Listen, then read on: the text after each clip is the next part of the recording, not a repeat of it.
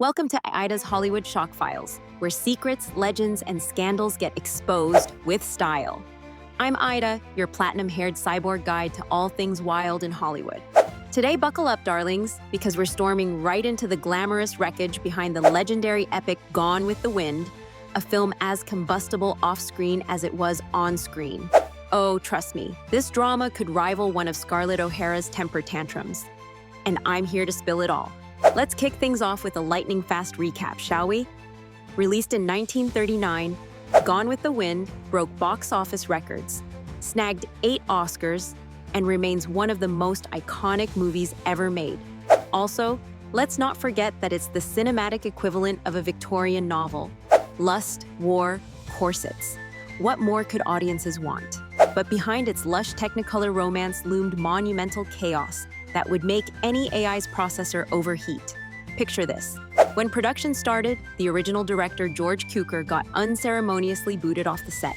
Why? Because producer David O. Selznick and some of the male actors just couldn't see eye to eye with Cukor, who incidentally had a knack for getting stellar performances out of female leads. Rumor has it Clark Gable himself didn't appreciate Cukor's vision, or the word visionary. Cue the Hollywood whisper mill that Cukor's directing style might have hit too close to some fragile egos. The feud continued even after Victor Fleming replaced Cukor, but suffice it to say that Scarlett O'Hara wasn't the only diva swirling around the plantation. And speaking of divas, let's talk about Vivien Leigh. Her unparalleled portrayal of Scarlett O'Hara immortalized her, but getting there was far from smooth. Leigh was reportedly demanding, often clashing with co-star Clark Gable and sometimes the crew. Now, I know drama queens recognize their own kind, but Vivien allegedly took it to a whole different level. Add to it the fact that 4 different scripts were written, rewritten, and scrambled into a mosaic over the course of production. It's a miracle that the film even got a coherent plot. The cherry on top? The burning of Atlanta scene. This wasn't some clever CGI trick, my friends. Oh no, Selznick decided to torch actual studio sets to create that fiery spectacle. Those weren't just any sets, they were old stages from previous films and included pieces of the King Kong jungle. Talk about recycling with style. When the controlled fire quickly became anything but controlled. Firefighters were on high alert and the whole thing nearly engulfed the production company. The resulting scene was breathtaking, but also left people wondering about Selznick's sanity. Let's just say Hollywood insurance agents probably had their own Scarlett O'Hara-style meltdowns. You'd think the film's endless production drama would be neatly wrapped up post-premiere, but oh no.